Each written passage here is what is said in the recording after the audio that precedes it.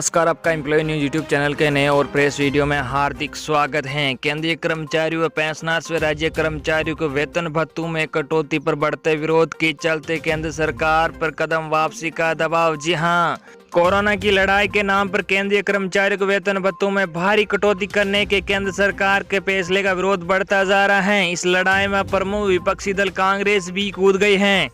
पूर्व प्रधानमंत्री डॉक्टर मनमोहन सिंह के अलावा joint consultation machinery for central government employ, confederation of ex paramilitary force welfare association, Bharatiya Mazdoor संघ, साझा मुलजिम मंच पंजाब और सर्व कर्मचारी संघ हरियाणा ने भी सरकार का विरोध किया है।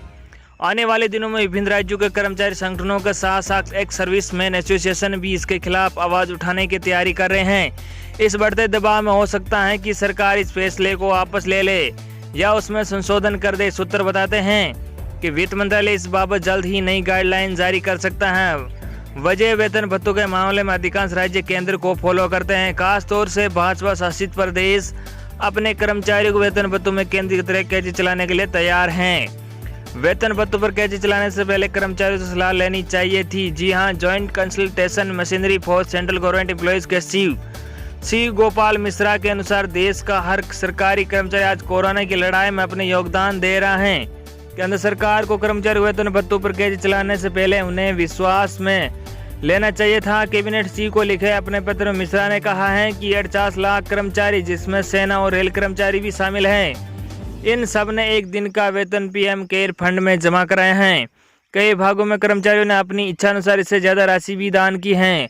अब इनकी सैलरी या भत्ता काट कर इन्हें परेशान नहीं करना चाहिए। कई भागों के कर्मचारियों ने अपने अपने तरीके से जरूरतमंद लोगों की मदद की है। सातवें आयोग की सिफारिशों के मुताबिक अब एचआरए की दरें शहरों की स्थिति के अनुसार बढ़नी चाहिए। इनमें एक्स श्रेणी के शहरों में 24% से 27% और वाई में 16 से 18% व जेड में 8 से 9% दरें बढ़ाना शामिल था। अब जरूरत की वस्तुओं की कीमतें आसमान छू रही हैं, तो ऐसे में 1 जुलाई 2020 तक महंगाई भत्ते के 25% से अधिक बढ़ने की उम्मीद थी। अब महंगाई भत्ते की बढ़ोतरी पर लगाई गई रोक का असर मकान किराए भत्ते पर भी पड़ेगा। मार्च में सरकार ने डीए 17 से 21% करने की घोषणा की थी। सुरक्षा बलों को इस कटौती से छूट मिलनी चाहिए थी। जी हां, confederation of ex paramilitary force welfare association के महासचिव रणवीर सिंह का कहना है कि सरकार के इस फैसले का असर 20 लाख सेवारत और सेवानिवृत्त परिवारों पर पड़ेगा। सरहदों, आतंकियों और नक्सल प्रभावित इलाकों में बहादुरी दिखा रहे केंद्रीय अर्धसैनिक बलों के जवानों को इस कटौती से छूट मिलनी चाहिए थी। कोरोना की लड़ाई में सीआरपीएफ, बीएसएफ, आईटीबीपी, एसएसबी व अन्य अर्धसैनिक बलों के जवानों को गली मोहल्लों में आम जनता को मुफ्त राशन, फ्री मास्क व पीपीई किट, दवाइयां बांटते हुए देखा जा सकता है। कामगारों और मजदूरों की मदद करने के लिए इन सुरक्षा बलों की जितनी प्रशंसा की जाए वह कम है। अर्धसैनिक बलों ने सबसे पहले एक कदम आगे रखकर पीएम केयर फंड में 116 करोड़ रुपए की राशि जमा कराई थी। आईटीबीपी व बीएसएफ ने बड़े क्वारंटीन सेंटर बनाए हैं। इसके बावजूद सुरक्षा बलों के भत्तों पर कैची चला दी गई है। केंद्र सरकार का यह फैसला पूरी तरह गलत है। सरकार को समय रहते वेतन भत्तों में भारी कटौती की घोषणा वापस लेनी चाहिए। राज्यों के कर्मचारी संगठन भी होने लगे हैं लामबंद। जी हां, केंद्र सरकार की तर्ज पर राज्य सरकारें भी देर सवेर अपने कर्मचारियों के वेतन भत्तों में कटौती करने की तैयारी कर रहे हैं। पंजाब के कर्मचारी संगठन साझा मुलजिम मंच के कन्वीनर सुखचैन सिंह खेरा का कहना है कि ये फैसला गलत है। कर्मचारियों और पेंशनों के महंगाई भत्ते पर जून 2021 तक रोक लगाने का फैसला उचित नहीं कहा जा सकता है।